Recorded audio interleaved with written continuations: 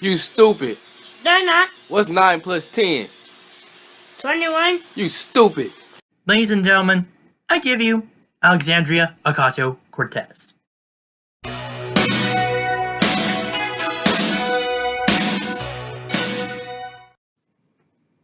Hey everyone, it's me, Noah Meehan, back on the Arc of Truth, and of course we're going to be talking about our favorite congresswoman, Alexandria Ocasio-Cortez, if you haven't noticed from the title.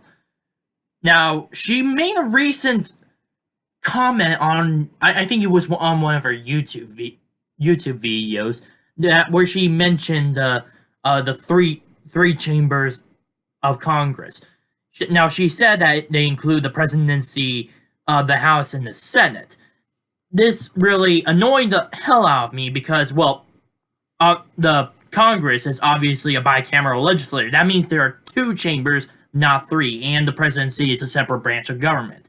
And I will actually get more specifically into that a little bit after I talk a little bit about this. But the fact that she did not know that much.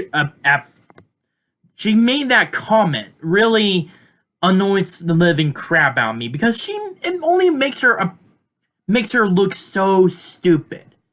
Because I mean, obviously the presidency is a different executive branch, and while yes, it is an elected body, it's completely separate from Congress. After all, Congress has the legislative power.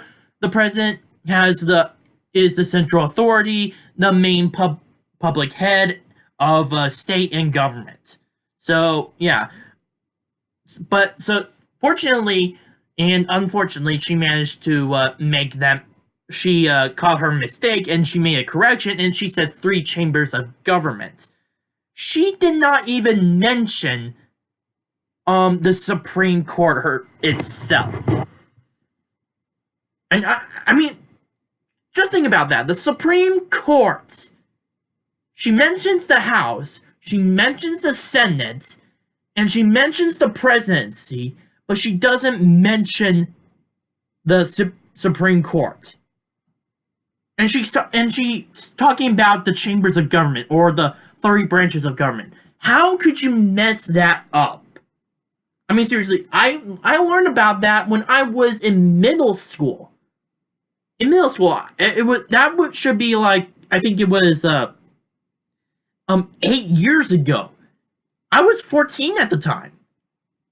I think it may have been actually a little I may have been a little younger when I learned about the 3 branches of government. But the point is, that is something that she should have obviously known. And this isn't the first time that Ocasio-Cortez has made these kinds of mistakes. She before talked about trying to when she was on the campaign trail across the entire country, she was trying to campaign for the Democrats, as well as her own as well as her own congressional seat.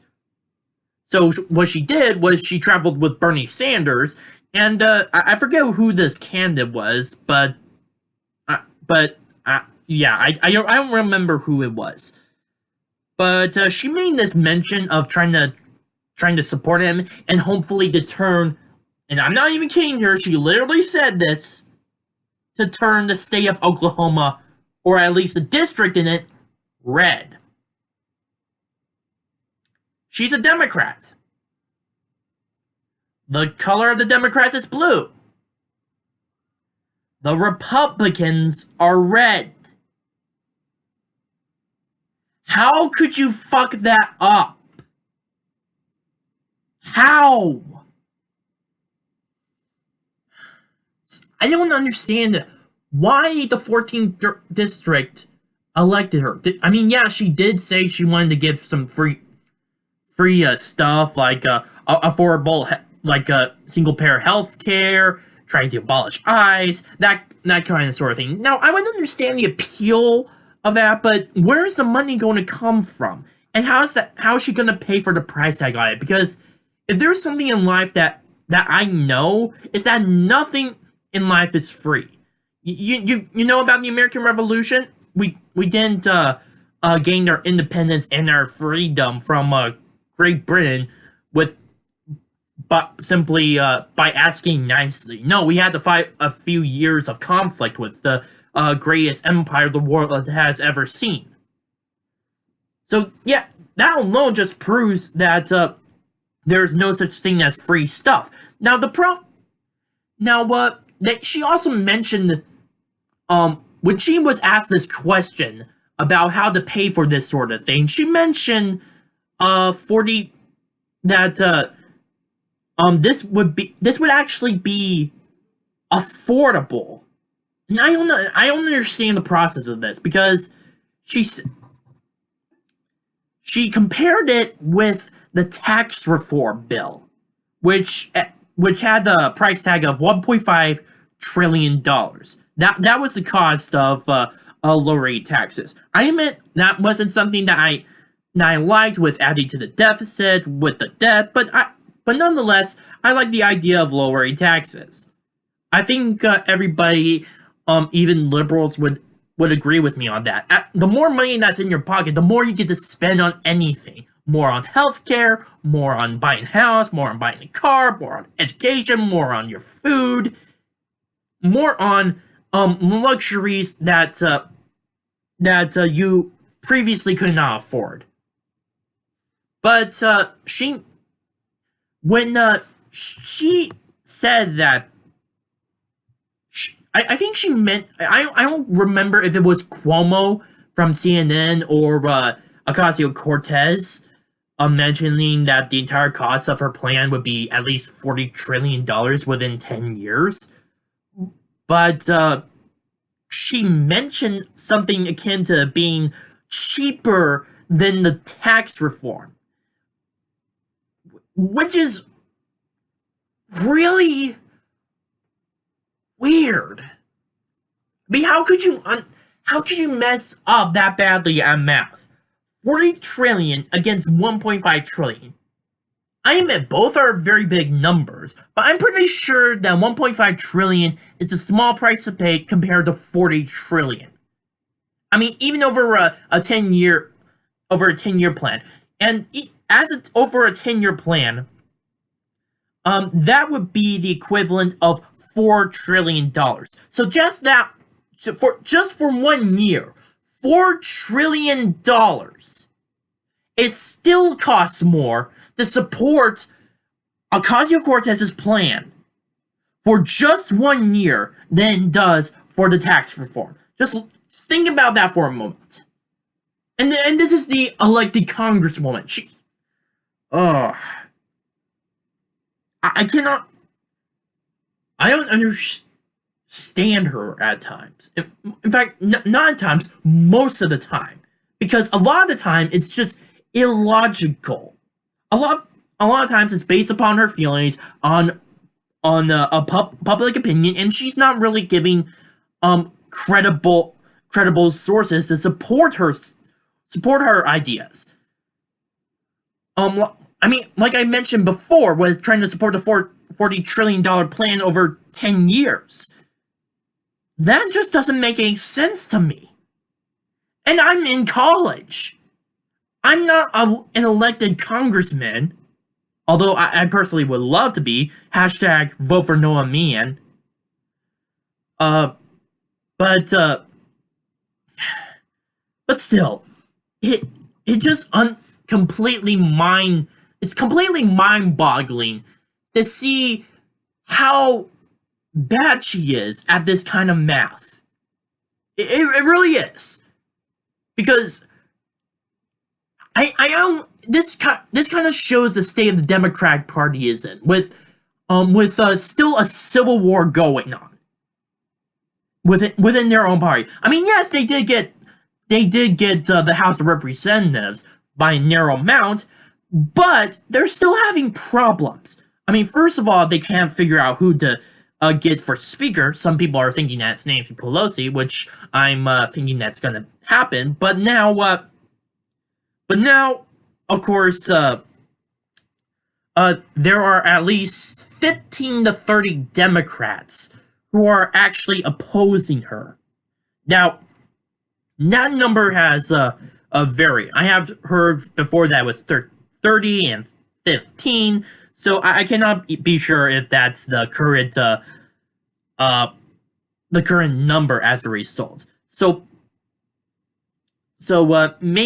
Maybe things have changed, but this civil war has further escalated. Back this week during Thanksgiving, I believe it was, or maybe it was the second week, or the week before that. That is what I meant to say. She was at the Capitol building protesting Nancy Pelosi over climate change. And she was with, she joined this entire protest about climate change. How Nancy Pelosi's not doing too much about it, and that sort of thing, which is completely weird, because this is Nancy Pelosi we're talking about. She may be a neoliberal and part of the establishment, but she's definitely akin to definitely left-wing politics. So that is basically fighting against your own allies. That is something that would bite you in the ass, to be basically honest. Whether it would be in like a business and politics, or in any other situation for that matter. It's not a good idea to fight against your own allies. In fact, that would actually hinder your own objectives a lot more. So I don't understand why Ocasio-Cortez is doing so much of this. Maybe she's trying to have a bigger image than what she already has, which is completely possible. Maybe she's planning for a run for president in the future, and God Almighty, I hope that doesn't happen. I really hope not. She would make Obama look tolerant. She would make Obama look like the greatest Democratic president we had since JFK. That is what she would do if she would become Madam President. Maybe that is what she is doing. She's trying to get her face out there. She's trying to be the fresh new face of the Democratic Party. She's trying to do all of this stuff. She's at the same time, she's trying to be kind of like the female Donald Trump, trying to be the populist, the populist inside of the entire party, trying to be sort of the reformer. Honestly, I think that this is not going to end well for her, because unlike Donald Trump, while he did fight with the establishment, he tried to solidify his gains and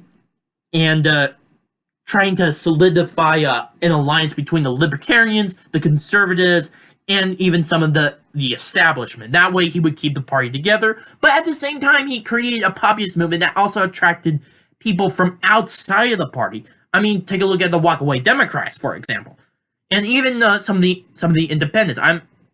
That's in fact, I think they were very crucial in how he was elected in 2016. But what Ocasio-Cortez is doing, she's more appealing to the progressive, socialist,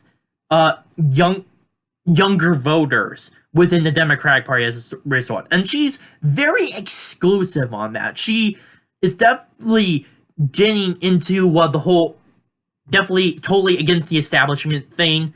She's trying to destroy any sign of centrism within the Democratic Party, and in all honesty, I don't think that she's trying her best in order to grow the appeal of the Democratic Party from the outside. I mean, if she is to become gain of new an elected office, or maybe be re-elected in the House of Representatives in 2020, she's gonna need to get her face out, and she's definitely going to need the votes from independents and maybe even from Republicans, which I don't know how at this point she's gonna get those Republicans, but Still, there is a possibility. But yeah, honestly, I think that all of this is just going to create further division and within the Democratic Party as a result. That's all I think that it is. And it's just going to bite the Democrats, both the establishment and the socialists and Ocasio-Cortez in the ass. That's all I have to say about it. And it doesn't help for the fact that she has been very inconsistent with her logic and with her arguments. It just doesn't help. In fact, I think she would be sort of a very quick startup flame. At first, it grows bright, but it begins to lose all that fuel and begins to dwindle down into nothingness. That is why I think it's going to happen to Ocasio-Cortez. She will be the spotlight for a moment for the first 2 years, and then after 2020, down she goes. That is all I think that it is, and that is my prediction. My name is Noemi, and I'm the Arc of Truth. Please post your comments down below, subscribe, like this video, and share it with your friends. Bye.